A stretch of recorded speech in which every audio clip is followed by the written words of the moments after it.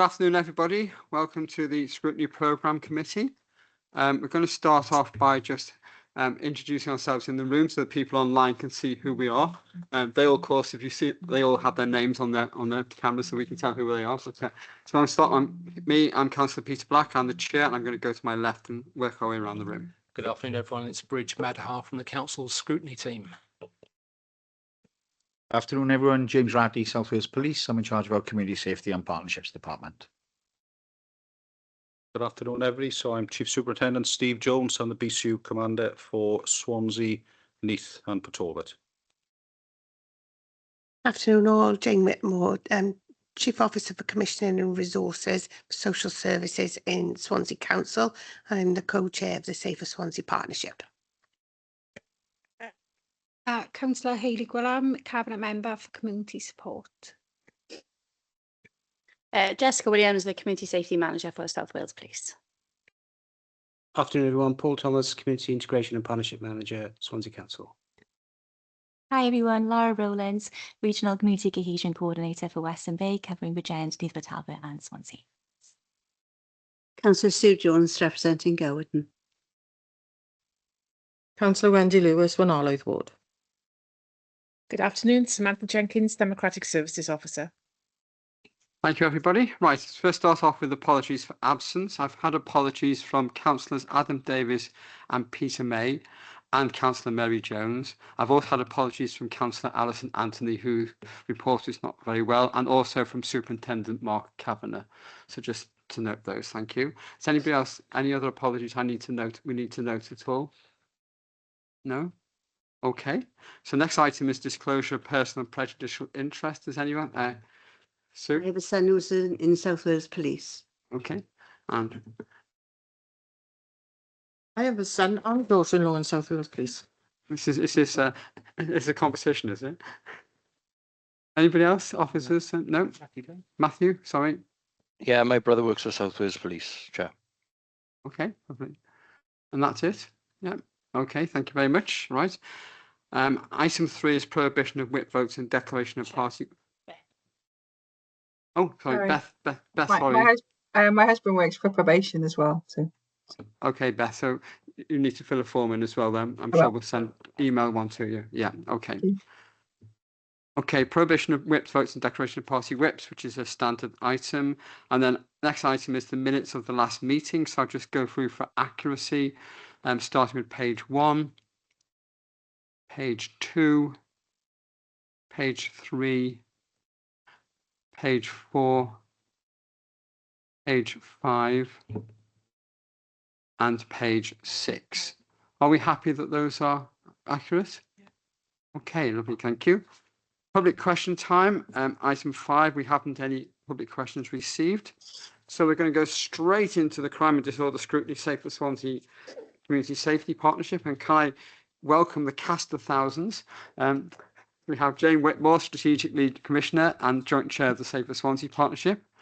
Paul Thomas, Community Integration Partnership Manager. Laura Rowlands, Community Cohesion Regional Coordinator. I'm not sure if Kelly Richards is with us yet. No, okay. We've also got Hayley with us. Yes. Councillor Hayley Gwillam as Cabinet Member for Community Support. Chief Superintendent Steve Jones. Chief Inspector James Ratty. Jessica Williams as the Community Safety Manager for South Wales Police. And I think Joanne Stevens from the Probation Services on that. Both online. And also Scott O'Kelly, the Arson Reduction Manager for Mid and West Wales Fire and Rescue Service. So I think we've got the whole partnership here. And we have the leader as well, Councillor Rob Stewart. So welcome everybody. I'm going to start off by just asking Jane and Steve to just introduce the report brief. We have read it, so anything you can add to that would be great. Thank you. Okay, so if I just open up. So Steve Jones, Chief Superintendent, BCU Commander for Swansea, Neath Port Talbot. Firstly, I just want to thank obviously the authors for compiling the report. Very detailed response. And I think when you read the contents, it has been a very productive year. Still lots more work to do. But since I've come back into Swansea, Neath Port Talbot, really pleasing to see the cohesiveness of how the partnership works together to keep the City and County of Swansea safe. When I've read through the report, some really highlights that stick out for me, particularly in terms of the priorities. When you look at reducing neighbourhood crime, and antisocial behaviour. The report does comment on the reductions we made with antisocial behaviour, and granted, there are still areas of improvement that we need to make. But how the partnership has come together with a focus around town and city centres. I say towns because I'm talking about the wider city and county of Swansea as well. So it's not just the city. We talk around Gosain and Morriston, you know, the villages of Mumbles, etc., and where our communities really come together and the work that we've put in place. But with a focus on the city, and it's really pleasing to see how we're involving, say, the third sector and now businesses through the Business Improvement District, the BID Board of Directors that I recently attended. Really pleasing to see some positive feedback, you know, for the wider partnership, police included. Still more to do, and I get that. We have a heck of a lot more work to do, but it's good to see how the focus and the target to keep people safe within the city and county of Swansea. Antisocial behaviour, you would have seen and read reductions within the report. Yes, still more work to do, and we are sometimes weather dependent. If it is a nice summer, we know demand for antisocial behaviour does increase, and something that we've seen over the last few weekends. Hate crime, community cohesion and tension. So some concerns around this. We are seeing an increase, which is pleasing to see, the confidence in reporting from members of the community to report hate crime into police. But concerningly, we're seeing some tension starting to emerge. And you all would have seen the protests we've seen within the city and county, Castle Gardens, with regards to the protest, where there's left-wing and right-wing individuals. And we're working hard behind the scenes is to understand the tensions. We need to be alive to national tensions. You all see what's playing out nationally and internationally on the media. That can manifest itself into the communities of South Wales and Swansea in particular. So we all need to be joined up and aware of how those national issues are impacting across the board. Substance misuse, another key area of focus for us, and some data that we've produced within the report. County lines. Our city is not immune to county lines coming into visit, particularly with organised criminality, and we've made some real significant disruptions. 36 lines are being closed. What I mean by that, so groups of individuals coming in to ply their drugs trade within the city and county of Swansea, a remarkable achievement, and it's led to 161 arrests and 102 persons being charged to court. Some are already going through the process. So we continually disrupt and target those who cause misery in our community, and we're working with the area planning board is to take ourselves as partnerships to individuals, to that person who needs our help, because some individuals do have complicated, challenging lives, and it's important we recognise that and give those individuals the fullest support to try and divert them away from substance misuse and criminality. Finally, we're just summarising, so lots of reports, you know, violence against women and girls, a lot of focus, you know, with the Vauda SV group that sits as part of the partnership. We've recently introduced what we call the serious violence duty. There's a legal obligation of us to basically have a plan to reduce, prevent, target serious violence. It's good to see that we're getting traction. Now, nighttime economy violence is reducing. We're identifying sort of perpetrators within the nighttime economy that target on lone, vulnerable females, some real positive results. And we're really working closely with the third sector, particularly women's aid, outreach facilities, to give as much support as we can. So details are in the report. The next stages for us, we are revising, revisiting, refocusing our objectives. This links it nicely into the neighbourhood policing guarantee that the UK government has really set out, and 5 key priorities. Police back on the street, that is something we're really focusing. So as a force, we've made the big step that we're going to put police officers back into neighbourhood policing. PSSO's very important function, which we retain. In addition to that, we will see more police officers within our neighbourhood teams that are community-led.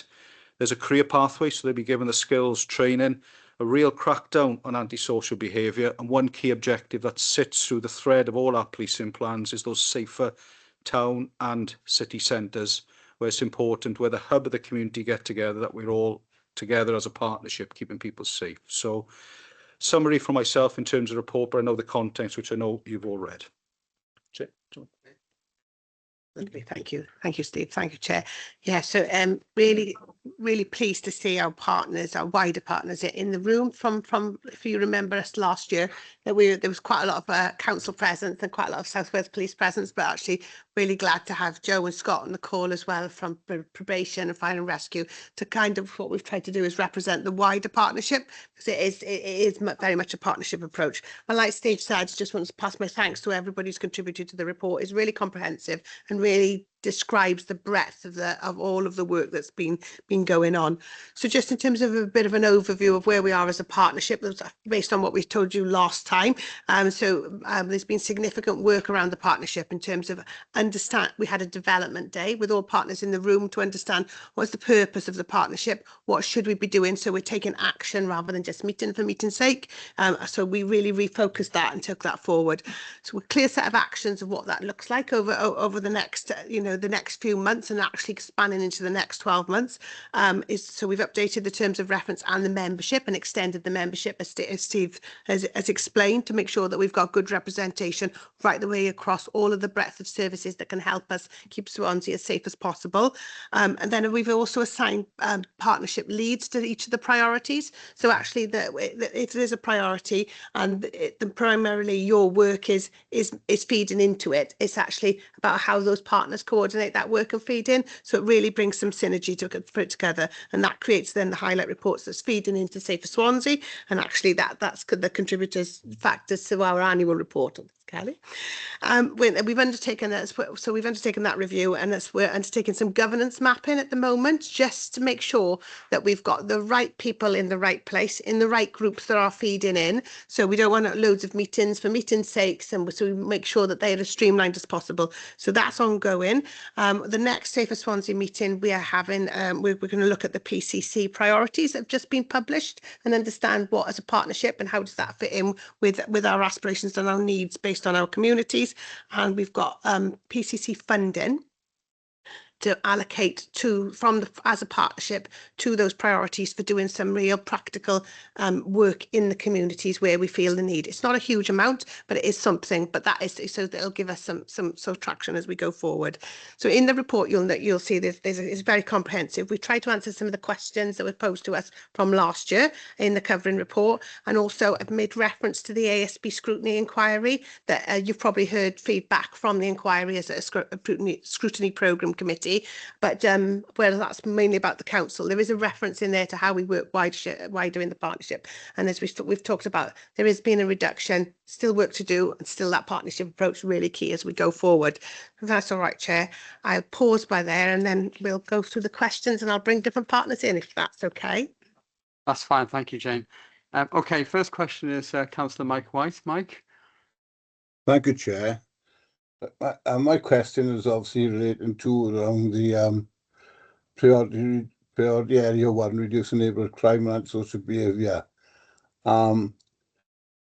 This authority has invested many hundreds of thousands of pounds to upgrade the play areas across the city and county of Swansea for the last sort of 12 to 18 months. And as members, we are seeing damage caused in those areas once they've been sort of upgraded, and by off-road bikers and scramblers. This has caused quite a lot of criminal damage, not only to the parks but also grass areas as well across city county of Swansea by off-road bikers and scramblers. Are you able to advise the committee as to how many incidents there have been over the past year, and how many bikes have been confiscated, and if any criminal charges has been brought against the offenders or other action taken against the culprits? Thank you, Chair. Thank you, Michael. I know from my ward, Cumberland Park, we've got cars doing wheelies on the football pitches at least 3 or 4 times this year and ruining the football pitches as well. So there are real victims in this sort of thing as well, the kids not being able to play football. Who wants to... Okay. Yeah, Steve. Okay, so Steve Jones. So thank you, Mike, for the question, and it's a concern that has been discussed by us internally with policing and partnerships. So just go into the questions. The first part of it, and absolutely investment that's gone into play parks across the city and county, is welcome for us because it allows young people to enjoy the facilities, etc., in the outdoor environment. But what we have seen, which concerningly, and I think even last week within the Gosainen sort of policing area, we had 2 park benches set alight in one of the parks, which disturbs us quite significantly with the facilities that are on offer for young people. So damage to actual parks. This is for play equipment. Throughout the 12-month period, we had a total of 37 sort of incidents reported to us, and that's what our system can really glean. So that is just to the park actual equipment. Let me turn over in terms of the data, and this concerns us. So in terms of off-road biking, so it's a mix in terms of what we've seen, and this is across the board in instance reporting about strangler bikes, which probably highlights the extent of the problem. We had a total of 350 incidents that were reported to South Wales Police with regards to off-roads. So in terms of what we have done, and I'll explain the difficulties and challenges in a minute. So we've seized 13 bikes, have been seized, taken off individuals. Some of these bikes in the mean have been used in relation to commit further crimes. So they've been stolen in the first instance. So that doesn't include the stolen bike. These are the ones that are registered to people which we're taking sort of action against. In terms of arrests, we've only had, and I think you might have seen it online with an individual, we had a pursuit with our colleagues from the Roads Policing Department across Mumbles Road, which was footage. So the difficulties we face, right, in terms of pursuing individuals, just imagine a young person on a Suron bike travelling 30, 40, 50 miles an hour, sometimes two on the bike, individuals not wearing safety helmets. There are real dangers not only to the wider public, the individuals and officers pursuing. We do have tactics if there is a clear threat to life that we can stop the bike, if there is a clear risk, but we do rely on sort of wider support from the community. We've got lots of imagery, lots of photographs, etc., that we work on, and we do the slow time investigation. One of the most important bits that we're doing now is through youth engagement officers in Old Money, the schools officers, the education phase, so young people understand. So technology is changing, Suron bikes, electric bikes, so there's new equipment, pedal scooters, etc. They are causing issues within the community. Focus on the education to try and prevent in the first instance, but we do need that enforcement piece. So there's lots of work ongoing. Mike, I know in your community, I get ghost playing fields as well, going back 18 months, 2 years ago, where we saw that. We really rely on the support of the community to get the image out. We look at our social media platform, if we can circulate that as much as we can to try and get people on board, to even drop names anonymously through Crime Stoppers, and then we will certainly pursue. So James said, just looking at James really, who leads on the off-road sort of initiative with the Community Safety Department, how we bring partners together, just to bring this bit to somebody, James. Yeah, thank you, boss. So we have a BCU meeting, off-road vehicle user group. There is a force meeting as well, a strategic oversight, and funny enough, a document that's come out today in preparedness for the spring and the summer that's ahead, which I'll share with you. Didn't have an opportunity to share it with you, but you'll see there's a full breakdown in there, year-on-year comparisons of how many off-road vehicle incidents we've had. And there's actually comparisons in there with Midglam and Cardiff and the Vale as well. So I can't see why I can't share that data. So I'll share that with you after, if that's okay. But ultimately what that says is we have around 420, 430 off-road bike incidents annually. And that's pretty much been consistently the theme for many years. The peak for quite a lot of things, not just off-road bike, was funny enough 2020 and 2021, which was COVID. And then at that point, we reached just under 1,000 off-road bike incidents. So we've come down consistently since then. So it isn't still the problem that it was, notwithstanding we recognise that it is still a significant issue. I don't think everything is reported to us. And I don't think that it is always youths. I don't know if any of you saw the footage from Vardra rugby pitch in the last couple of weeks. They certainly weren't youths. But that's obviously an issue that affects our figures, etc., etc. So over the last 12 months, I think it precedes the last meeting actually, is that we did put on together as a partnership a workshop for youths to go and find out more about bikes, etc. And I don't think anyone turned up to it, unfortunately. But it is something that we target as a partnership in schools and in other forums around educating young people. The Chief Super talked about tactics. It's massively problematic for us. Our preferred tactic is the community telling us who the individuals are and where they're storing those bikes, and then we'll go along and do what's necessary. And we have got some examples of that. But ultimately, our other tactics are: we've got a team in headquarters with a drone. We come out, we watch the individuals till they either drive home or they drive to a van where they're loading the bike in, and it's that opportunity then for us to intervene and seize the bike, etc. So there are those tactics. The problem is having the crystal ball to find out where they're going to be and when they're coming out. That's the issue, you know. So, but ultimately, we have done a number of operations over the last year in various different sectors. Chief Super said about 13 bikes being seized. I think we had 17 crimes as well, and we had 172 ASB referrals that were submitted in respect of the individuals that were riding those bikes antisocially. I think that is it. But ultimately, like I said, it's 172 ASB referrals. If we do catch those individuals, we will make those referrals into the ASB pathway. Okay. Okay, Mike, do you want to add any follow-ups? Well, they say, obviously we'll give obviously social behaviour, but some of these ones that are riding them are actually 17, 18-year-olds who obviously, should really be plus dealt with a bit more firmer, because of the criminal damage that they cause. And I think if people seen police sort of plus making an example here and there, I think that would put the trust as well within the council and the police working together to show that somebody has been brought to task. Okay. Sue, you want to follow up? Yes, please. It isn't just the parks that are being targeted. You know, the cycle paths that we've got around the villages now are given easy access, and it's criminal damage on people's properties. I know we have a hotspot in Gowerton that we are still working towards. It's very difficult. They're masked up. They've got helmets on, and you can't recognise them. And I do appreciate the police, but we have a huge problem. Yeah. Huge problem.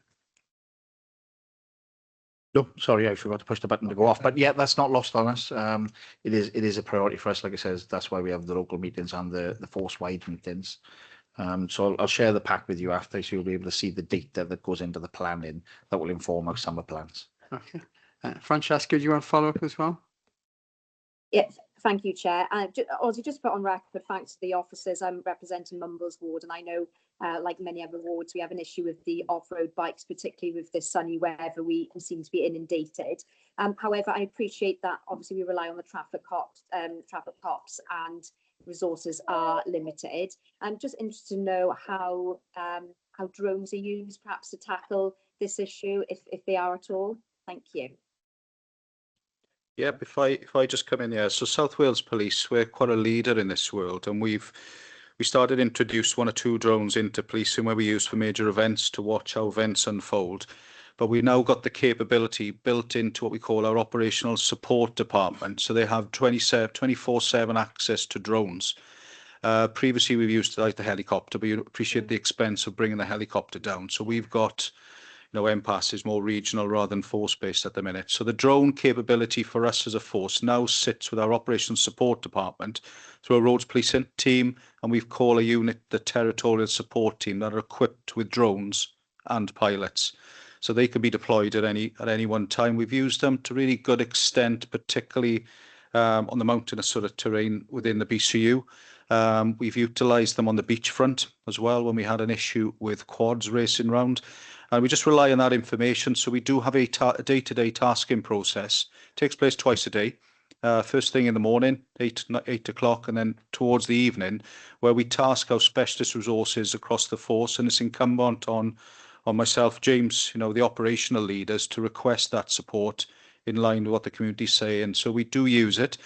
That information is then transferred into our facial recognition system. So we can take imagery of individuals. If individuals are known to us, then we can match them up through our database.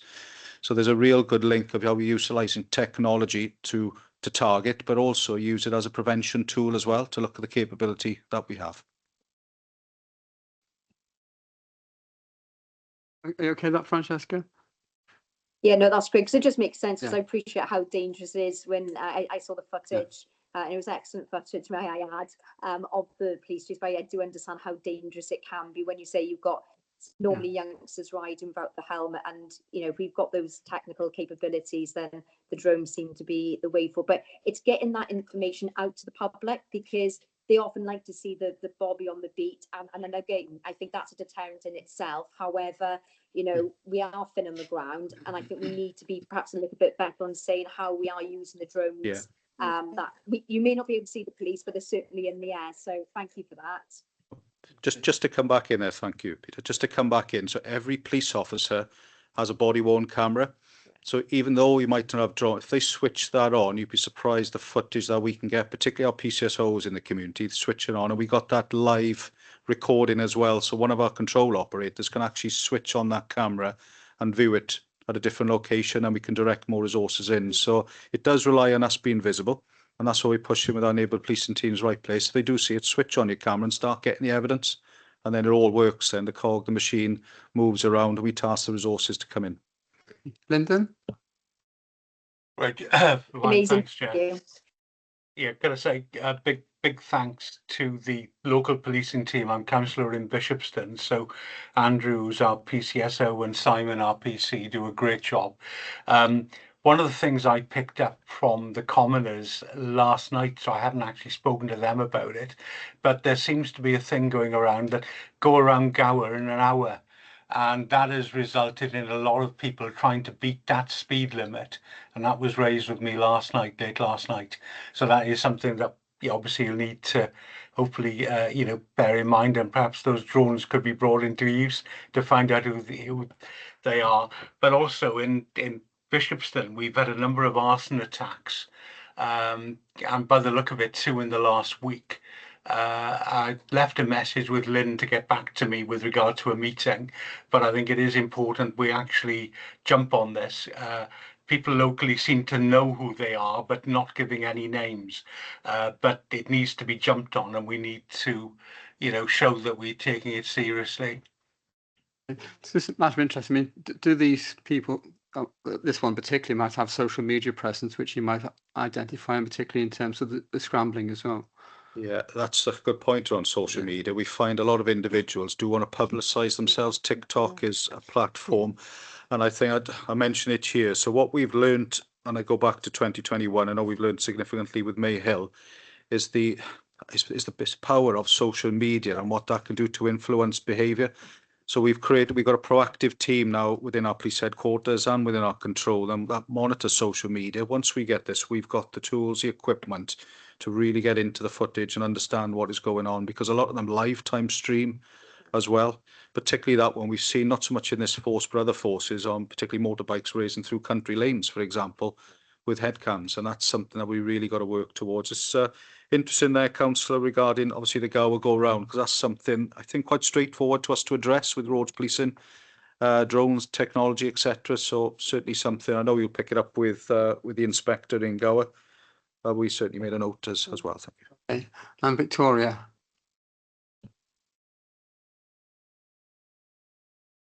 Hello, sorry. Hi. When you were talking about sort of attitudes and things going on in the world, and we're talking a lot about TikTok and problems with masculinity and youngsters. As an individual, I suffered a problem with a gentleman approaching me outside of work, outside the office. It happened on 2 occasions. I contacted the police and I was dissatisfied with the way it was handled. I think there is so much in the media about women's safety at the moment, and we're talking about things affecting communities. I would have thought there would have been a real slap down on any men doing that. And I unfortunately, whilst I've dealt with Antonia Lamley, who I found really helpful, I've not had it resolved to something near a standard I would have expected. And I'm somebody who works for a member of Welsh Government. And that to me is incredibly concerning. I'm a very outgoing person, and it's really impacted my wanting to go to work. We've had security improvement in the offices, but I think there's not a consistent message out there, which I find difficult to understand. So I just wanted to bring that in. Thanks. I think we're coming to this sort of thing later on, Victoria, but I don't want to go into individual cases. I think it's best if you take that up privately if you feel that you didn't get a satisfactory response to the complaint you made. Yeah, okay. But it's Fine. for all women, Peter, not just me. I understand that. I And I understand might that. not be here We later. are coming to that particular issue later on in the agenda. And I might not be here at that point. I'm Well, sorry. I'm sorry about that, but you know, I'm trying to get through this as quickly as I can. But we discussed this in the pre-meeting as to how we're going to do the questions, and we are going to come to that particular issue in a not too distant future, in a few minutes, hopefully, if I can move on with the agenda. But you know, on the individual issue, you need to take that up with the police separately, I think. Yeah. Okay. So the next item, still on antisocial behaviour. One of the achievements mentioned is enhanced street lighting in ASB hotspots, which you managed to achieve through Home Office safety grants. I'm just interested really in terms of cooperation between the police and the council when you identify a problem. So I know my PCSOs have come to me and says, can you use your community budget to do such and such in the area to try to help with this particular issue? I'm just wondering what the sort of cooperation is, you know, when you get that situation. If you go to the council and say, could you spend X £1,000 to do this to help us tackle this community problem? Do you tend to get a good response on that sort of thing? Who's going to? Kelly, yeah. Yeah, of course, I can cover this one. I'll give you some context in terms of the question in regards to the safer streets. So obviously, they were concentrating on 3 crime types, which is acquisitive crime, antisocial behaviour and vogue. So what we had to do was look at areas that were disproportionately affected by these 3 crime types. We drilled down to the lower super output areas. So the wards are obviously made up of specific LSOAs within those wards. So we could drill down to that level because we had to have a geographical boundary. So initially we came up with the areas of Castle 2, 4, 7 and 8, which are the LSOAs, which those areas were the highest for those 3 crime types collectively. So those were the areas that we were looking to target for this grant specifically. With that then, our consultation led with Jonathan Hurley, the street lighting manager, and Paul Evans, the community safety manager for the Swansea Council. We approached them with the idea that we got access to this funding and these are the areas that we're looking at, and there's all sorts of elements that we can look at to tackle these 3 crime types. With that then, consultation was taken with Jonathan, so we looked at what current plan the local authority had for their street lighting, what areas were on their plan to be upgraded, what areas were not in the budget but were needed some work, and that then matched with our areas that we looked at through sort of op perception in regards to where our community members felt unsafe or they were afraid to walk or they needed lighting, etc. So that approach then, with a walk around by the community safety officer Paul Evans and the neighbourhood policing team within those castle wards, then to identify areas specifically that we felt could do with that enhanced street lighting and improvements. So that sort of joint approach with the statistics, the evidence, the sort of community consultation, and then that approach then led us to where those specific areas of lighting and improvements took place. So that general approach and how we consult and link in with the local authority, we have a good working relationship with the officers, and we make sure that it's needs and statistic led then and evidence led.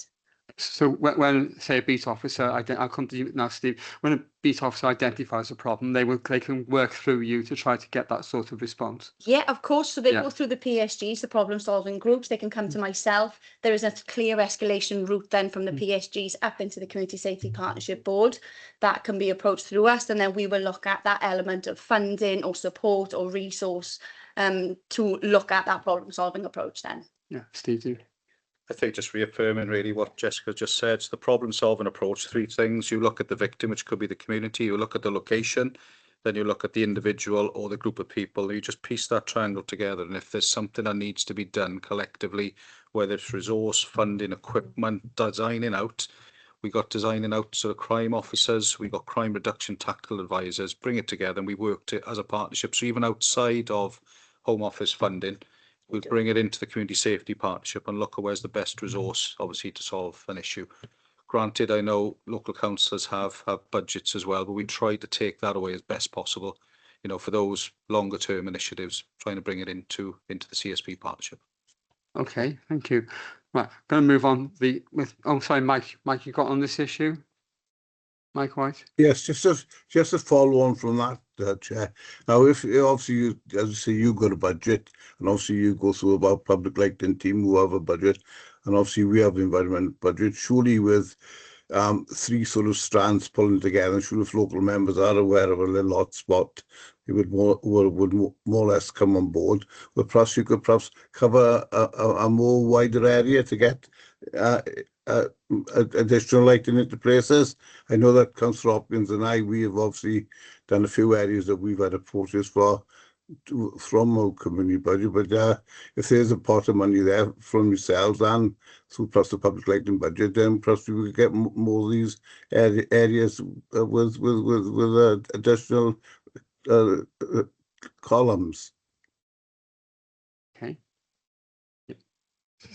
Yeah, well, absolutely. I think but it's prioritising the areas where the risk and the threat risk harm is highest, and I think that's what we did, isn't it? And that the funding was from a Safer Streets funding was bid, wasn't it? And it was based on an exact science of what the threat risk harm was in that area. But obviously, if we resolve the threat risk harm in that area as a result of what we've done, and that threat risk harm goes somewhere else, then absolutely we review, not just the lighting, but everything else that's in that area. Because there's fencing, gating, alleyways, all that sort of Yeah. stuff. Exactly, yeah. Okay, we're going to move on a bit now, because this is actually the issue which Victoria started to raise, which is perceptions, I think. We've just seen this recent TV series, Adolescence, was a lot of talk in the media about the manosphere, whatever that is, and in terms of hate crime, community tensions, extremism. I'm just wondering, how does the prevent agenda deal with that? And are there other initiatives which you have to try to tackle that particular issue, Jane? Thanks, Jay. We've had a long conversation about that. That came in last night and actually pulled together all partners down that side of the room, a response that covers all elements of this. So I'm going to pass over to Callie Richards, who's our Principal Officer for Early Help and Safeguarding in Child and Family. And others can pop in when we get to those bits, if that's okay. Okay.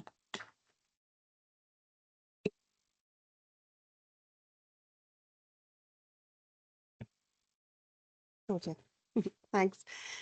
So, following the release of the Netflix series Adolescence, there has been a significant impact, prompting widespread discussion and concern, particularly within the violence against women, domestic abuse and sexual violence sector. In response, many specialist service providers have proactively developed targeted social media content to support both young people and their parents. For example, explaining commonly used emojis and slang and offering practical advice and support to parents. At a local level, our Vowder SV lead has engaged with the Police and Crime Commissioner's Office to contribute to a new pilot initiative which is launching in 3 Swansea schools. The initiative is a computer game named Danielle, and it addresses harmful behaviours and attitudes amongst children and young people. To further support this work, we have plans to commission a dedicated project focused on raising parental awareness around the challenges faced by young people, including issues related to harmful behaviours, gender bias, and negative masculine behaviour. This piece of work will provide access to relevant information available to support services and practical resources such as workshops, webinars, and printed or digital materials. Additionally, the Vowder SV lead has held constructive discussions with Welsh Government Vowder team regarding a coordinated pan-Wales approach. These conversations are focused on ensuring consistency in messaging and delivery across the regions in order to maximise the impact and reach of our collective efforts. Within Swansea, we follow the child protection process for all young people who are identified at risk of extremism in line with the All Wales practice guidance. We have seen a rise in referrals. This was, however, prior to the screening of the adolescent programme. And we have also seen a link with access to online social media content. We've been working alongside counter-terrorism police. This is our contextual missing, exploited and trafficked team. And to prevent and help create safety plans for children and young people and their families, and identify and respond to any grooming that is often a factor in cases of children who are expressing extremist views.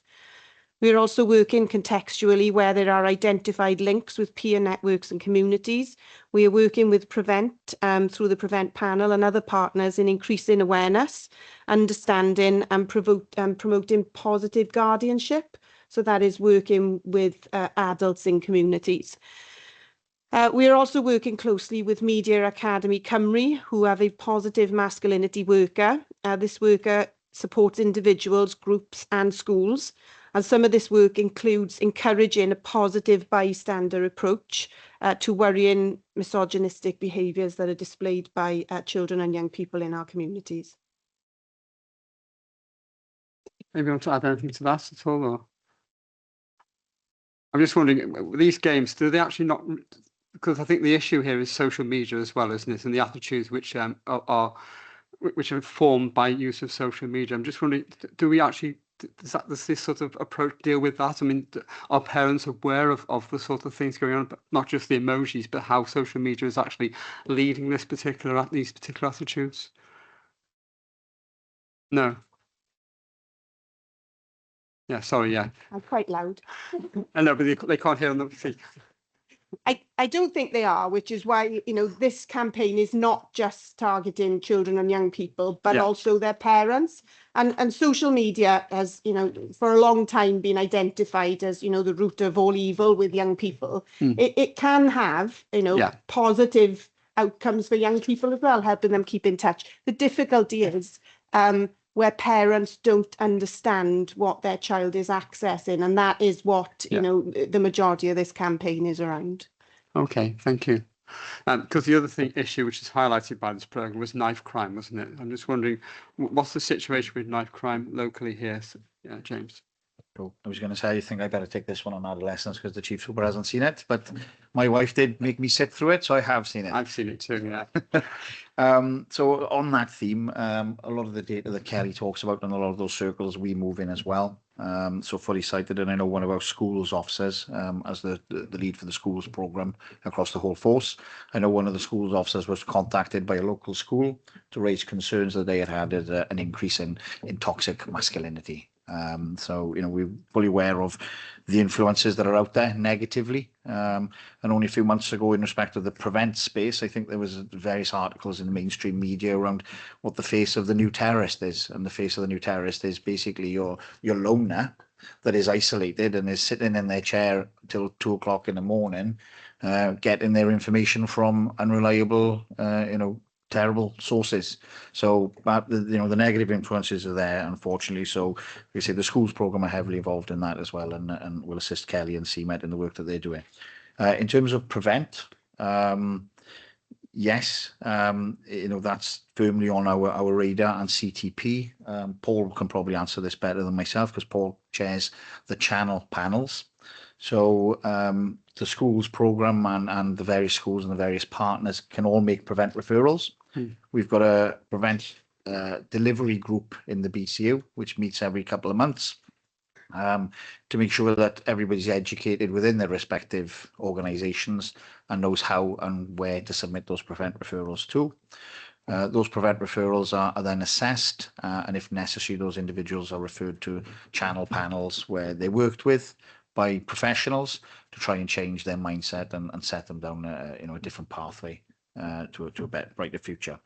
So so yeah, that's firmly on our agenda. Shall I move on to the knife crime aspect of it? Yes, please, yeah. So in terms of knife crime, I've pulled up some statistics. It is a good news story. I'll come to the statistics in a minute, but in terms of the prevention that we're doing, we've got a dedicated knife crime team that's called Operation Scepter. I think that's a national term, isn't it? I think we must have had them now in the BCU for probably about 6 or 7 years. Like I say, they focus primarily on knife crime, but they do get involved in quite a bit of drug activity because often the two things go hand in hand. They're based in Swansea Central, but they cover all the Swansea, Neath the Port Talbot area. We've got a knife arch in community safety and partnerships that we put out. We use that quite often in the nighttime economy. And obviously we stress the importance in the nighttime economy with the door staff and the SAA staff about using the wands that they utilise. Stop searches, we did 950 in the last financial year. It is slightly down on the financial year before, but the bulk of that is targeting knife crime, drugs, and other criminality. Other preventative measures we do is schools inputs, targeting the problem areas. Knife crime is often linked to ASB and low-level criminality.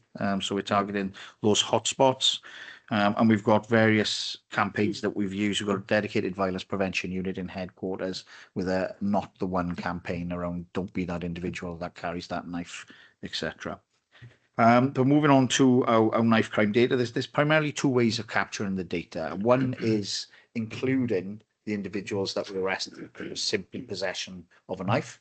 And the other one is taking that out because it potentially, it's arguably skews the figures and just focusing on the crimes where the knife has actually been used. So if I give you both, so in terms of the figures that include possession, we had, God, my eyes are terrible. What's that say? 171.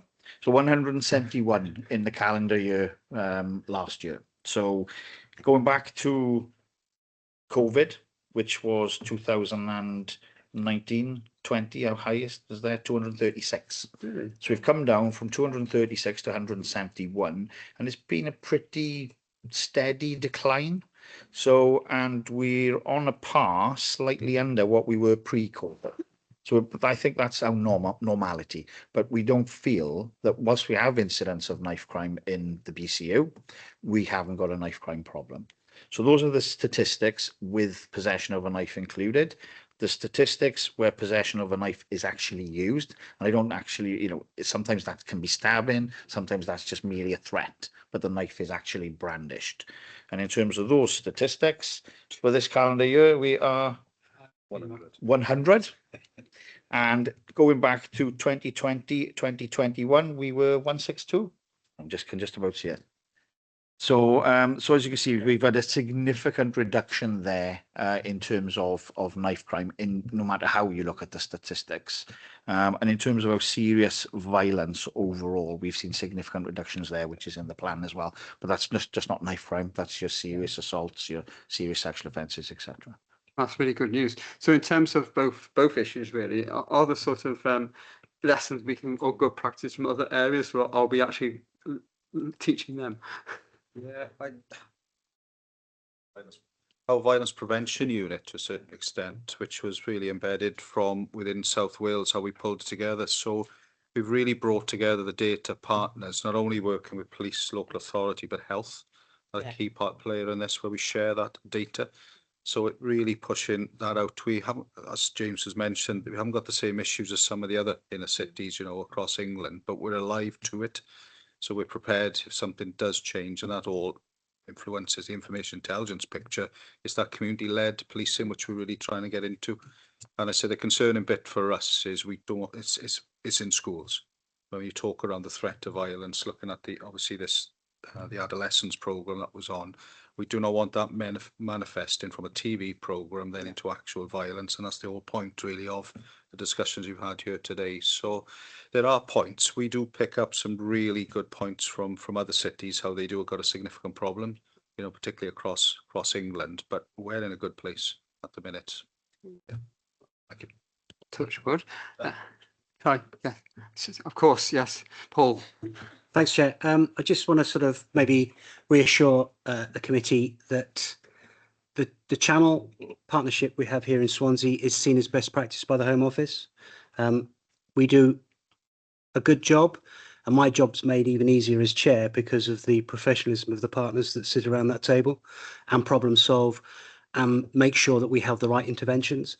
And those interventions range from the work that has already been done with the youth teams, social workers, and we can complement that by commissioning intervention providers from the Home Office at no additional cost to us. So it's about navigating our way through what is that best support, how does that look? And as long as we are making the right decisions in reducing that risk and vulnerability that these people have, then we are making progress. Sadly, we have seen a significant increase in young people being referred through Prevent that are now sitting with us at Channel. A number of them are displaying this manosphere incel ideology, which is also linked to extremist narratives. The work that's been done by CMIT with regard to the child strategy meetings have helped counterterrorism police understand a little bit more about what that initial safeguarding looks like in protecting those that have been arrested and are being investigated, but also then that peer-to-peer work. So from that, what we have actually done is arranged 4 prevent sessions here within Swansea, particularly around misogyny and that manosphere world and the links to extremism, in particular the extreme right wing. We've had over 140 members of staff and partners from across Safer Swansea Partnership attend those. The adolescence series was discussed and helped inform some of that discussion, which highlighted the importance of peer-to-peer support in tackling misogyny locally. Also through Lara and the team there with Community Cohesion and Swansea University, they've been delivering workshops to young people aged 16 to 21 at the Inspire Training Centre on topics of misogyny and masculinity. The sessions provided an opportunity for mixed gendered group of young people to share their thoughts on the misogyny and how it impacts their personal and social dynamics. So there is a huge amount of work that is going on here. But what we are seeing is the links between this world that young males seem to want to be part of and extremist ideology. And it's about how we unpick and provide that support at the right time. Thank you for that. Linda, did you want to come in on this issue? Right, thank you, Chair. Yes, I met some people in North Wales who were involved with helping to get rid of knife crime, and what they were doing, they were getting people to carve recycled wood using knives, but in a positive way. And by doing that, they were then selling the products as well. And it turned a lot of people round, and that was really useful. And I thought that was quite interesting. I thought I'd share it.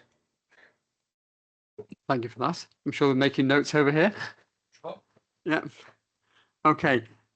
Right, I'm going to move on to the next question. As Adam is not here, I'm going to take his question. What are the outcomes of the projects funded by the Western Bay Community Cohesion Small Grant Fund? There is mention of increased community cohesion, but can you explain how community cohesion is measured? Who wants this one? Can I pass that down to Laura, if that's okay, and then we'll all chip in. Thank you, Laura. Thank you, Laura. Yes, thank you, Chair. Thank you, Jane. Yeah, in terms of how community cohesion is measured, I mean, it is quite challenging to measure cohesion, but in the context of the Small Grant Fund, we develop surveys and evaluation forms for things like engagement, funded projects, training and awareness raising sessions on specific indicators. And this includes a shared sense of belonging, social ties and networks, social capital and perceived inclusion and participation. Data from evaluation and monitoring forms is gathered on a quarterly basis, and that's submitted to Welsh Government. So, for example, we can help measure participation and inclusion through identifying how many funded projects from the Cohesion Small Grant Fund is volunteer-led or involves upskilling community volunteers and observing cross-collaboration of community groups. These indicators then help identify which applications best support the objectives of the Cohesion Small Grant Fund. And an end of project report is completed by each successful application, and that helps measure the impact of the project and community cohesion as a whole. So you're measuring in terms of inputs, effectively how many people get involved in these particular initiatives. Do you actually set outcome targets, or what outcomes you look at as a result of them? So within the Small Grant Fund final report, we have project overview, delivery and reach. So that includes things like how many people have participated in an event or a project, and the demographics of the people participating. Community impact. So, for example, were new connections made? Is there a sense of belonging by the participants? Whether projects are aimed to address community tensions. Feedback directly from the participants as well is included within those reports, and any challenges that the awarded applications have received. They provide supporting evidence, including financial reports, and indicate sort of where they would appreciate future support and recommendations. I can share the final project report with the committee if that would be helpful, so that you can have a more of a clear breakdown of the exact sort of data that we collect through that. I think that would be helpful. Thank you. Yeah, lovely. Thank you. Yeah, sorry. Yeah, what we're looking at in terms of, I think we're taking it, really stripping it back as an organisation, is what is a cohesive community. And I think we're just really bringing it back, you know, I class it as the glue, the jigsaw that keeps it together. Once that doesn't stick, once you miss a piece, something is not right in the community. So even simplistic things like crime is increasing, ASB, tension. So within South Wales Police, sharing it with our partners, so the information that we get, so whether we're getting information on right-wing protests, issues with some of our minority members of the community, rises of antisocial behaviour, burglaries, autocrime, etc. To that, something is not right within the community, which we need to address. So those simplistic measures, I think we need to get right. So in the wider schemes of the Safer Swansea Partnership, that is really what we're trying to achieve, and linking it back into the public service boards as well. So creating that real cohesive community so everybody feels belonging, don't they? So in the context of May Hill, for example, I mean, there were clear indicators, I think, leading up to that, which we needed to get the right input and actually identify those issues. So the lessons which you're learning from that, or that you need to start looking for those particular indicators. Yeah, absolutely. The biggest thing, 200 people just on arrive on a hill. There's something not right in terms of the neighbourhood policing links to that community on the back of COVID. So we didn't have that neighbourhood policing engagement. So various other messages we can engage in various ways. We just introduced South Wales Listens system. So that point is really to get the messages out to the community, which I think it's important. From that, we do surveys, British crime surveys, so we can understand what is not right. You know, we talk around off-road bike-ins, we talk around parks being cut up. So we need a plan as a partnership to really bring that, to have a cohesive community and get the trust and confidence back. Because if we want people to report, they got to see action from us, not only as a police, but also as a partnership. Yeah, and in a sense, this comes back to social media as well, because a lot of this dissatisfaction and these things started appearing in those issues. So how you monitor that is quite important. I say, like I said before, we got various tools now, and it's huge learning. And you would have seen May Hill, you would have seen Ely. Our response to Ely and our recovery was a lot quicker. Colleagues in Cardiff took the learning from us down here into Cardiff, which was positive to see, but we certainly learned and prepared a lot better. Thank you for that. So I'm going to move on to substance misuse. Obviously, that has implications for health services as well as crime and disorder. We note you've got the report of the Independent Drugs Commission is nearing completion, and we are keen to see that report when it comes out. Can you give us an indication of terms of reference and timescale of what exactly they're looking at?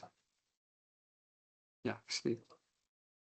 So I'll start, and Steve can come in as well. So the leader was on the call, but he's had to go because obviously he's been heavily involved as well. So we haven't seen an area planning board. We haven't seen the final report as yet. It still hasn't, still in draft. It still hasn't been completed. So there is there's still a piece of work going on. So as soon as it has been completed and we really understand what actions are needed out of there, above and beyond what we're already doing, that will come back through there. I think we're talking around summer, but I'm not 100% sure because that hasn't been signed off yet. But if I pass to Steve, is that okay? Yeah, okay. So I sit on the area planning board as deputy chair, so sitting alongside Debbie Lewis from the health board. So I think the delay is going to look into the brief into public service boards in the first instance, and we're looking around the June, and then we'll be able to release the reports. There are likely to be a number of recommendations which we take on board. We're already addressing some of the recommendations through,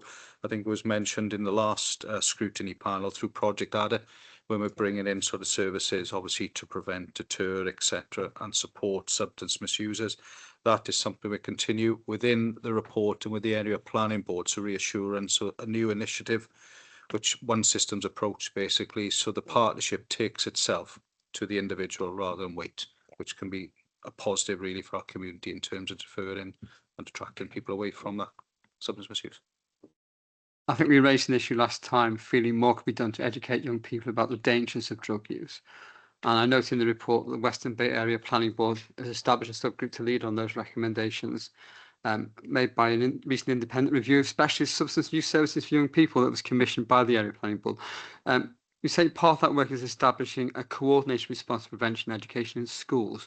Can you outline how that's working, what the recommendations were? So I can try, but the area planning board, obviously, the area planning board is a partnership in itself that covers Swansea and Nisbadal, but so it's quite a big beast. And there's been so separate to the drugs commission, so it is the work of the area planning board, and there's a number of subgroups. So I sit on one of the subgroups around commissioning performance and finance, and one of the big pieces of work that we've done is change the way we commission services. So it's live at the moment and it's out to market, and we've gone around an alliance approach to commissioning. So that means that instead of you get an officer in a room writing saying, I want you to do X, Y, and Z, you really take a holistic approach to actually what does the services need to look like. So you bring people with lived experience into the room, people who provide the services and commissioners to understand what does good look like. And as Steve has said, how we wrap services around people, not expect people to go to them. So that's the same, that's for all services in the area planning board.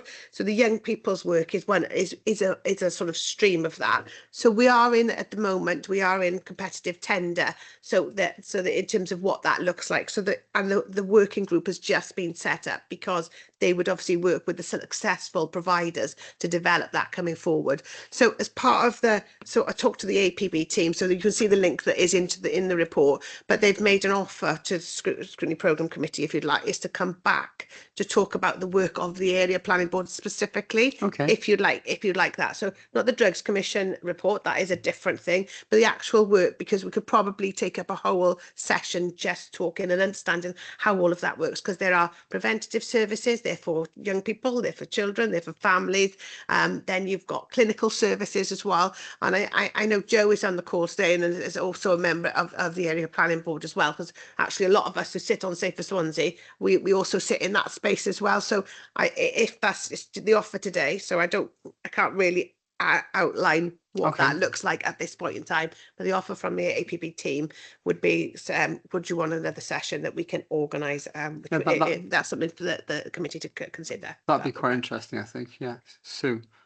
I just wondered, it doesn't just affect the person, it affects the whole family, and what support do you give to the whole family? Yeah.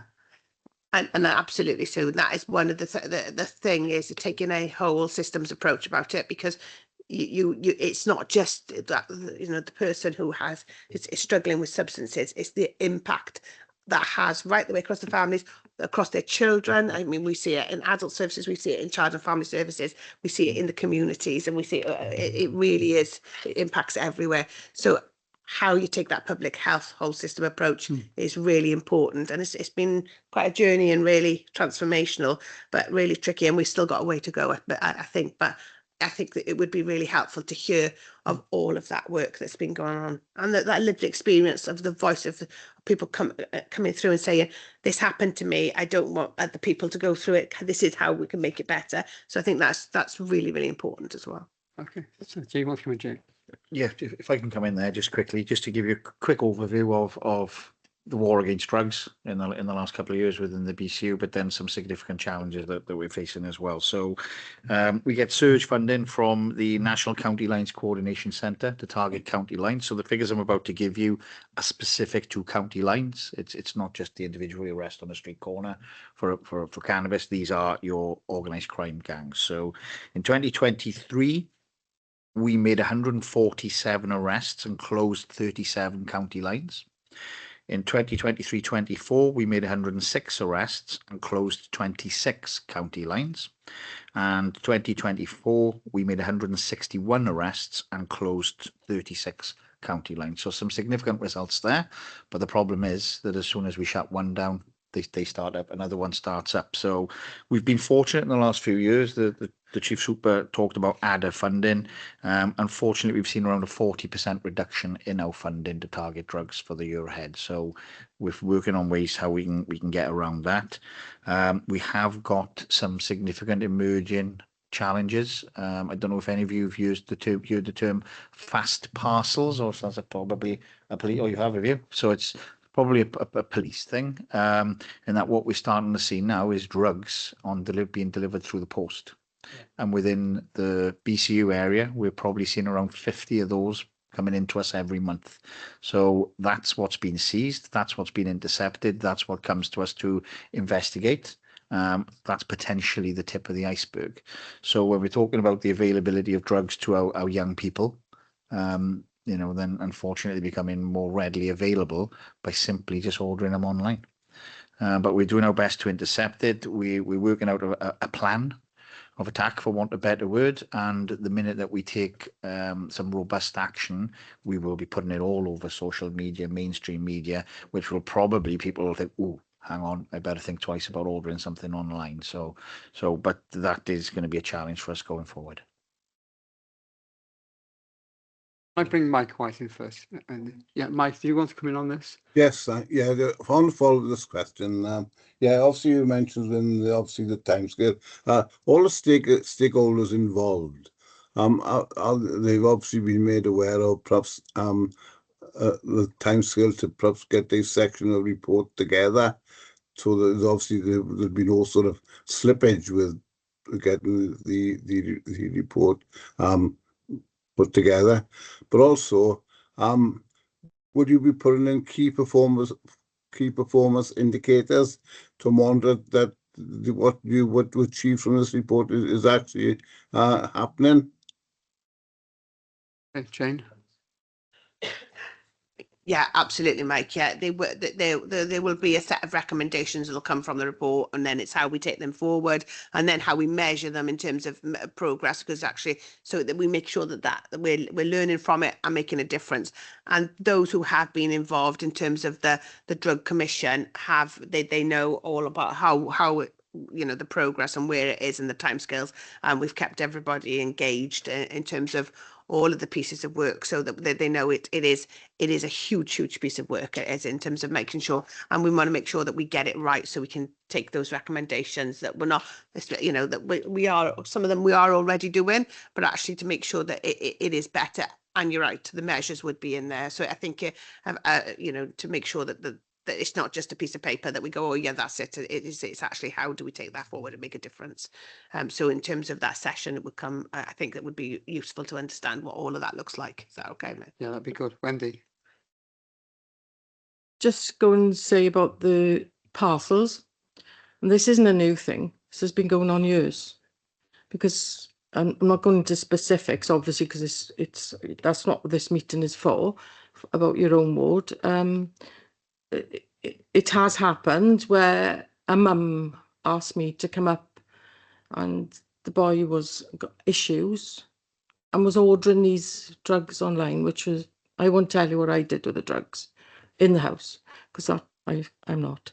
But this is happening all the time to really vulnerable young men who have got or autistic or whatever they got, and then it's just spiraling out of control, and it's parents. When she was a single mum, so it's her that's had to deal with all this, and he's better now, but these are it's not always the naughty people who want to take drugs that have them delivered. It's the very vulnerable people. Yeah. Steve? Yeah, and 100%. So when we take part of what James just said in terms of the plan, it's looking at how drugs impact not only the individual but the family. And I think that's the area planning board as well. So it really focuses on what support can be given. Yeah. So we talk around mental health, we talk around substance misuse. What comes first, mental health, substance misuse, or is it drugs lead to mental health? That is the all systems approach that we've got in being, and through our world, anybody is vulnerable at all, those necessary referrals be made in terms of the safeguarding, not just the individual, but the wider support around the family. It's just wrapping ourselves around the individual, recognise that at all. So we're not there to criminalise everybody. There could be a real genuine issue, and we'll obviously use our discretionary powers when justified, you know, to ensure that we give the fullest support to whoever needs it. It's not, obviously we do the enforcement aspect, but we do the necessary referral. So a really good point made, because it's that full wraparound. Okay. Right.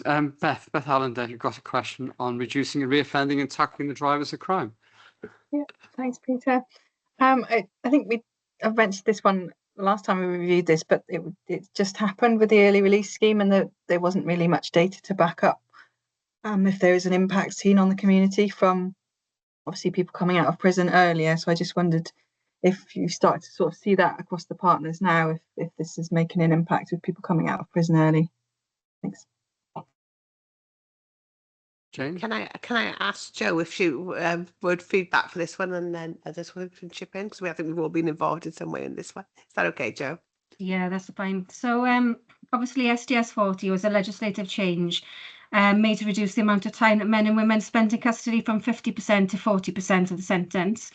And there was 2 commencement surges, so we are a little bit out of timescales, I suppose, Beth. So the first one was in September 2024 for those people serving under 5 years custody. And then in October, then it was the surge 2, which for those people serving 5 years or more. So at the time, probation were particularly committed to working collaboratively with partners to manage the SDS 40 shortened pre-release process. Planning and information sharing took place between ourselves and partners to prepare for the initial tranche. And that was only for 22 people that was affected in Swansea Port Talbot area. So we looked at managing the processes through both existing business as usual processes, as well as enhancements to reflect those larger surges. And so we used to have extraordinary meetings we were called as necessary. Through the planning process, there was an additional request for sharing and risk information, and that included safeguarding checks and domestic abuse information, which was a vital part of the effective pre-release planning. That did put additional pressures on partners at the time, and we recognise that, but we thank them for the additional information that was provided. In addition to the checks, we also work with local authorities to source suitable accommodation. Large amount of people did have their own accommodation that they were coming out to, but where unnecessarily people were released to appropriate addresses, no one came out homeless.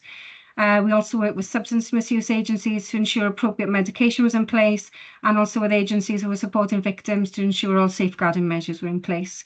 So whilst we recognise there was an initial surge of activity, the actual numbers of SDS 40 cases in Swansea and Port Talbot was really low. It was only 30 people for those surges, and then now it's become business as usual process. But it is clear that our partnership working was a real strength in managing those releases.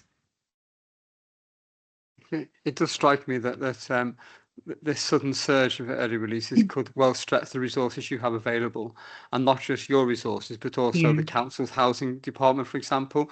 I mean, how exactly did we cope with that? Was it a stretch, or did we manage to sort of take it in our stride? I think we were lucky in Swansea and Port Talbot, but the numbers were low. It wasn't our local prisons that were unduly affected by the need to release prisoners earlier. We have really good, strong links with our local authority partners and our other housing agencies. And like I said, everyone was able to be housed appropriately upon release. And like I said, it was a lot of activity, a flurry of activity for a couple of weeks, and then it died down again, and it just became business as usual. So I think. Okay, lovely, thank you. Beth, did you want to follow up on anything at all? Oh, that's great, thanks. No? Okay, lovely, thank you. Yeah, please, yeah, James, yeah. So yeah, so from a policing perspective, in fairness to probation and a lot of partners, yeah, we worked very, very closely together. So from our perspective, we knew exactly who was coming out. We knew when they were coming out, and we knew where they were going in terms of where they were going to be housed. We knew what markers they had, if they were violent offenders, domestic perpetrators, etc., etc. So in fairness, we had a plan around each of them. I think I'm right in saying it was over a 3-month period. It was October, November, December, till it caught up with itself. So it was only over those 3 months. But over those 3 months, we measured within the police. We watched every individual that was released, and we had a reporting mechanism into our headquarters that no doubt we're reporting to the Home Office. Any individual that was arrested in that window where they would otherwise have been still serving the remainder of their sentence. And the instances whereby those individuals were arrested were actually very few and far between, because we had concerns around homelessness in the city centre and a lot of individuals coming out, reverting to a lifestyle that they'd known before they'd gone in, and compounding the issues there. But fortunately, within that window where they should have been reserving, serving the remainder of their sentence, we had very, very few problems. So, but it's not something we measure now because it's legislation and it's just normality. Okay, Jane? Yeah, so and from a council perspective, you're right. It did put pressure on the services. I know that it put pressure on the front doors in terms of doing those checks, in terms of probation. I'm thinking Kelly nodding there, in terms of homelessness and street vulnerability. Marek, there's pressures there, and our housing department. But as Joe said, that we all got round the table. It was for those 3 months, and we literally worked through them, and it was fine in the end. But so I think it's a real strength of the partnership, of how we actually all rolled our sleeves up to actually get to it is now business as usual, because as James said, it was very successful. So yeah, it was a challenge, but I think we managed to get through it, and has it's embedded in now. So to be fair, I think they're okay. Right, nobody else on this thing. Okay, so we move on to the last question, which is about on violence against women, domestic abuse and sexual violence. This is actually following up, I think, from the last time we had you in front of us in terms of the latest statistics on prosecutions and incidents, the impact of public awareness campaigns, the expansion of the independent domestic violence advisor, and of course the promotion of the Clare's Law disclosure scheme. Just wondering how that's working out. So again, I'm going to pass down to the bottom of the room to Kelly Richards. So Janine Evans is our Voucher SV practice lead across the partnership. Sits in the council. She sits in Kelly's structure, but works across all of us as partners and as part of Safer Swansea as well. So I leave Kelly to answer that question, if that's okay. Thank you, Kelly. So the figures in relation to prosecution and incident statistics are held by the Crown Prosecution Service and weren't accessible for us to share directly at this time. But we can provide some insight based on discussions from our specialist domestic abuse best practice meetings, which Janine Evans attends. These discussions regularly cover key performance indicators such as conviction rates, victim attrition, and the rate of guilty pleas entered at first hearings.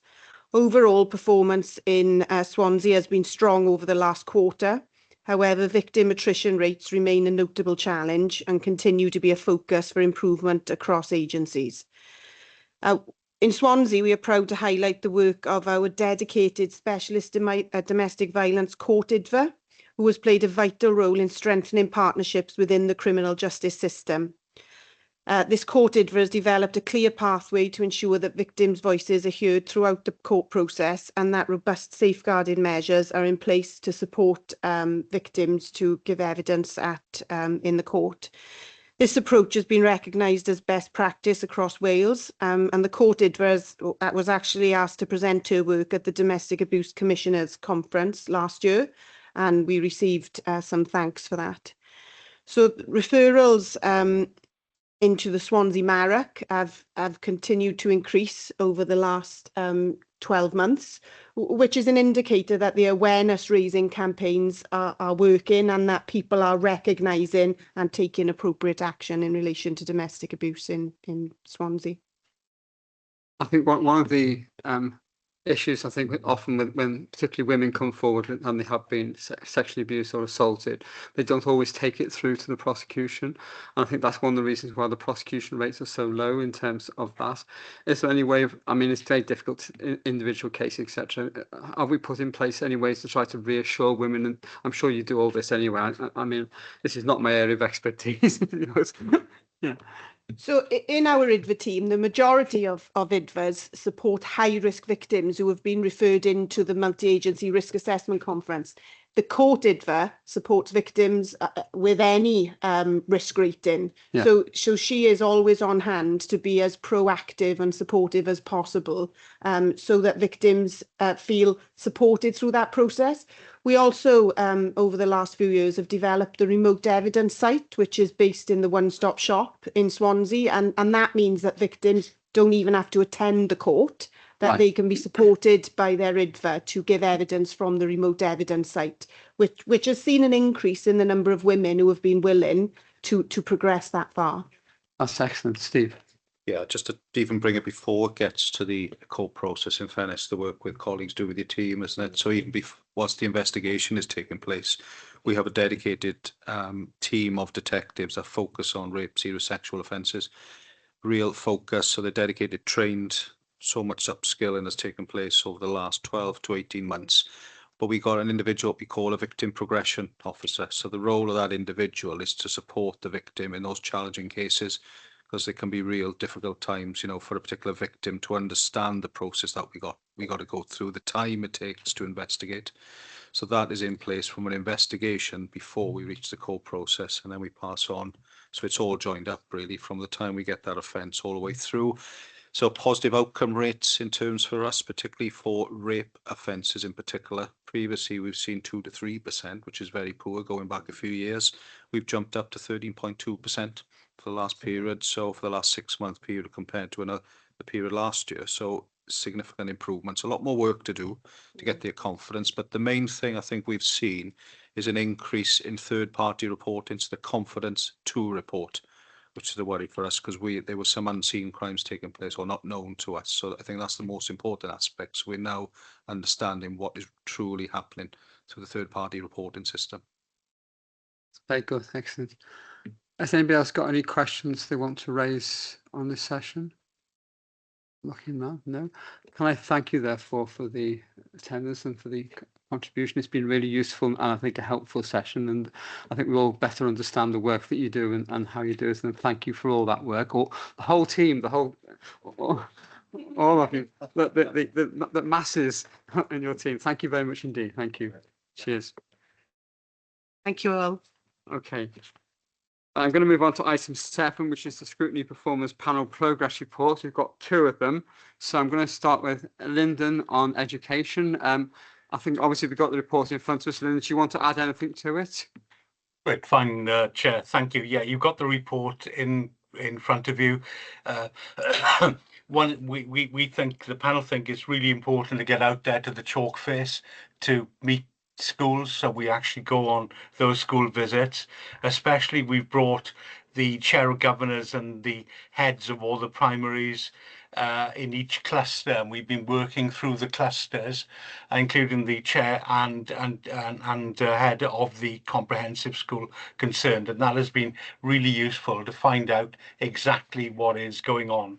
The only thing I would add is that Partneriaeth, which you and I were Chair, were members of, the Scrutiny Councillor Group, is now disbanded because the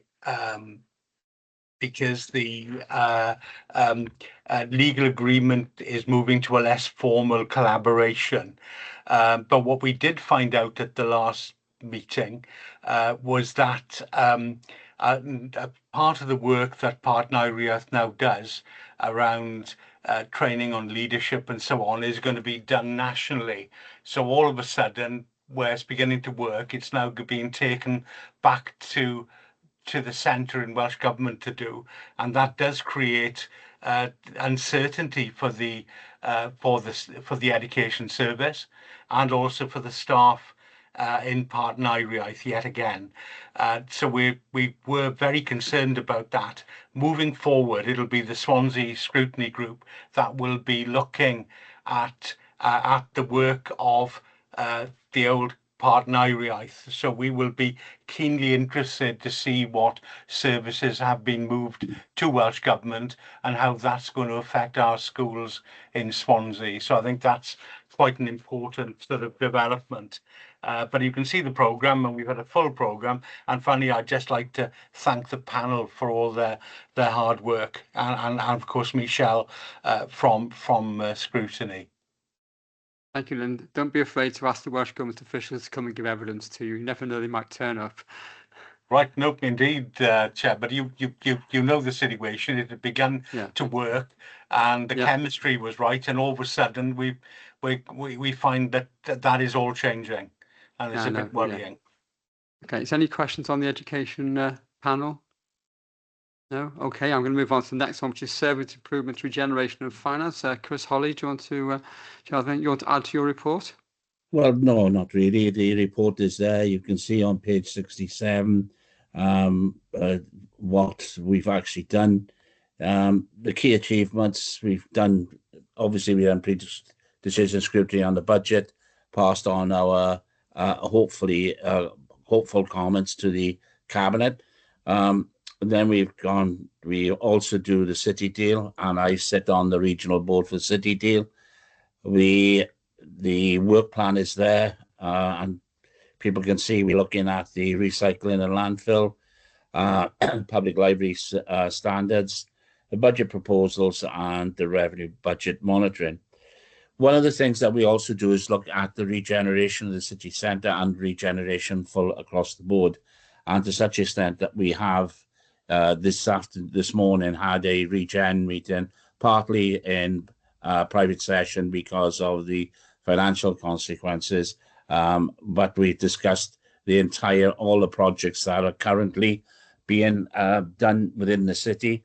There were some discussions about, and one of the most important discussions we've had is actually what is the public being told about the costs and the structures that we are using to finance these particular projects. And I mean not just the city deal projects, I mean the other projects within the city.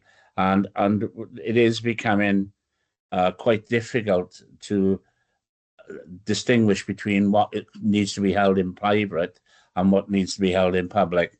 That decision will have to be addressed at some stage in the future, and that really has to be dealt with in another place, because it is important that the public are informed. It's important that members are informed about what the costs are of some of the projects, and obviously there are overruns, and so I think that's a very important one. We also had a problem with the budget with the capitalisation fund, what that was being used for, and also about the national insurance contribution, and are we going to be funded by Welsh Government for that? But that's still yet to become clear. There are a number of issues, as I said, about the city centre, but that doesn't include some of the other projects we've looked at, and we've asked about an example of that is the enterprise zone, and also about Velindre, and what work is being done to market that site, because at the end of the day, that is a huge site for Swansea. It cost in the region of £25 million to get it where it is. We have advertised it, and the Welsh Government have advertised it, and unfortunately at the moment the only thing we've had is that warehouse there. It's always welcomed anyway. Any jobs are always welcome, but when you think of how much the cost and what it was supposed to be one of the prime sites in Wales, and yet we still haven't had that. So that's the future work programme, is that I told you about what will happen today. We have two things coming up on the 6th of May, planning annual performance report, which is one where we will also look at the local development plan. And the other item on the agenda for that 6th of May is Freedom Leisure. As you're aware, Freedom Leisure actually run all our leisure services, the LCs, our swimming pools, and also the outdoor activities in some areas. So it's very, very important, the amount of money that we are giving them as management fees and how they are running, that we as a council are going to scrutinise how that happens. And also we are bringing in the people that also run the Plantasia in Park Towie, and that one's different from Freedom Leisure. So that's roughly an idea of what's happening currently and where we are and what our future work programme is. Thank you, Chair. Thank you, Chris. Anybody want to ask questions on that? No? Okay. Thank you very much, both of you. That's very helpful. Next item, membership of scrutiny panels and working groups. There's no changes in that. And then item 9 is the scrutiny work programme. Next meeting is on the 13th of May. We're going to be looking at the Swansea Public Services Board and the compliance with Welsh language standards as part of that. And also we'll be looking at the committee end of year review. So if you can have a think about what we've done well, what you think we could do better, it'd be quite useful to be able to feed that in so we can learn how we can improve as a committee. So thank you for that. And item 10 is scrutiny letters. And I think that is it, isn't it? And item 11 is the date and time of the next meeting, which is the 13th of May. So thank you, everybody, for attending. I think it's been a very helpful, useful session, and I will see you next time. Thanks, everybody. Thank you. Bye.